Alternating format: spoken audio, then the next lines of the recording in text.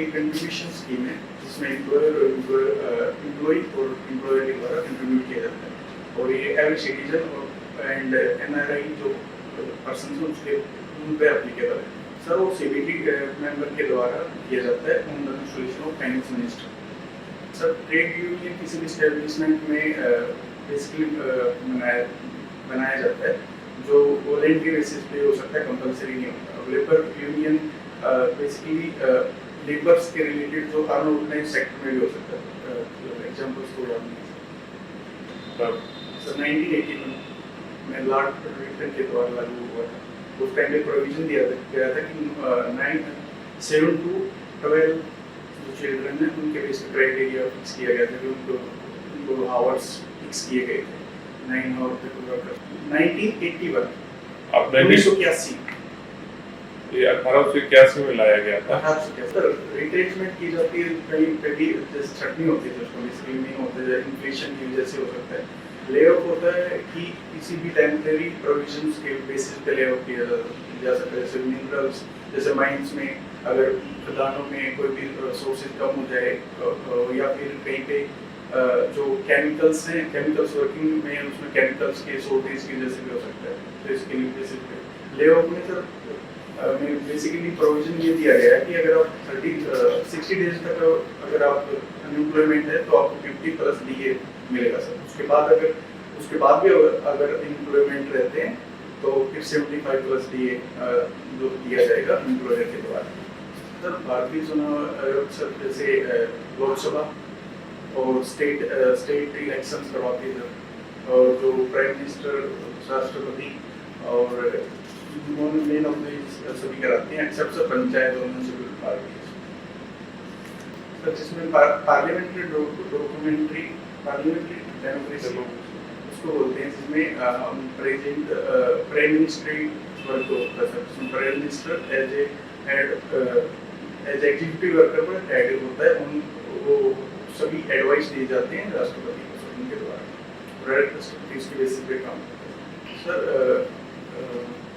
हमारे neighbours country जैसे पश्चिम बंगाल और सर जैसे UK president sir USA UK sir not USA उसमें प्रेसिडेंट यूएसए बिकॉज वहाँ पे जो प्रिंसिपल सिस्टम है उसमें सुप्रीम पावर में राजा महारानी का रोल है सर वहाँ पे अभी फिलहाल। तो एज बेसिकली उसमें दिया गया है कि राजा और महाराजा और महारानी का कौन का सिस्टम है सर, इसलिए वहाँ पे रिपब्लिक नहीं बोला जाता है। जिसपे आरबीआई और बैंक्स को लोन प्रोवाइड करते हैं तो उस पर बैंक रेट होता है। और सर रेपो रेट जिसपे आरबीआई कुछ टाइम के लिए, बैंक्स कुछ टाइम के लिए आरबीआई से लोन लेते हैं sir small period of time 7 days 40 days 14 days from 38 days 28 days के लिए सर। तो जाके उनके बीच में मीडिएटर हो सकते हैं सर, उनके समस्या को मतलब क्या प्रॉब्लम है उसको सुन सकते हैं, उसके बाद उनके सॉल्यूशन दिया जा सकता है सर। रिलीजियस के लिए वहाँ पे ब्रह्मा जी का मंदिर है सर, वो फेमस इसीलिए सर वहाँ पे ब्रह्मा जी के मंदिर की बेसिस पे वहाँ पे उनकी मान्यता है सर। एक मंदिर है जो एशियन काल से बना हुआ है। तो बम्बर स्ट्रोक जब आप किसी भी बॉल को जब वॉल से टकरा के वापस आएगी तो उसको हवा में खेलने को बोलते हैं सर, डायरेक्टली मतलब विदाउट ग्राउंड टचिंग या बेसिकली एटम बम्स में यूज किया जाता है इसके अंदर। फ्यूजन होता है जब 2 मॉलिक्यूल्स एक कंबाइन आते हैं जिससे एटम बम बनता है। और फ्यूजन होता है सर जिसमें आप 2 एलिमेंट्स एक एलिमेंट्स बिगर एलिमेंट से डिफरेंट अलग-अलग एलिमेंट्स बनते हैं, मॉलिक्यूल्स क्रिएट होता है, जिसका मेन इशू हाइड्रोजन है, हाइड्रोजन बम।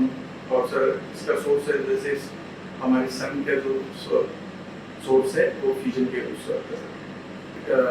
आईआरडीए की सर जो इंश्योरेंस को रेगुलेटरी फॉर्म करता है सर, इसके अगेंस्ट में अगर हम ऑर्गेनाइज्ड इंस्टीट्यूशन में काम कर रहे हैं सर। अभी जो कोड में है सर उसमें अभी अनऑर्गेनाइज्ड सेक्टर को इन्वॉल्व किया गया है, लेकिन इसके लिए रूल एंड रेगुलेशन क्रिएट नहीं हुआ अभी तक।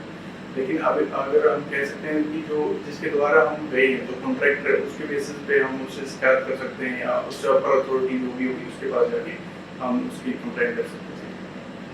लेकिन अभी तक जो फ्रेमवर्क है अनऑर्गेनाइज्ड वर्कर्स के लिए अभी उसका कोई प्रावधान या कोई ड्राफ्ट तैयार नहीं है सर। तो ये राइट टू लाइफ है सर छोटू राम छोटू राम जी। उसकी फील्ड में नीरज चोपड़ा, विनेश फोगाट, कविता फोगाट, सर उनके जर्विंग थ्रो का रिकॉर्ड है सर 86.27 समथिंग। उन्होंने ओलंपिक्स में जो चाइना में होते उन्होंने गोल्ड मेडल जीता। नीरज चोपड़ा का रिकॉर्ड है सर। अभी ट्रायल हुए तो उसमें उन्होंने इनको क्वालिफाई मतलब खुद का रिकॉर्ड तोड़ा सर। 2018 और स्पेस भी नहीं है सर फिलहाल। 2018 में इनको रोल करने के बाद मतलब हो गए सर रोल किया गया। तो बेसिकली इनकम टैक्स सर जो आपके इनकम है जो रेशो फिक्स की जा रही है सर की गई है। जैसे इसमें टू टाइप के सर ओल्ड पेंशन लीजिए और न्यू पेंशन लीजिए सर।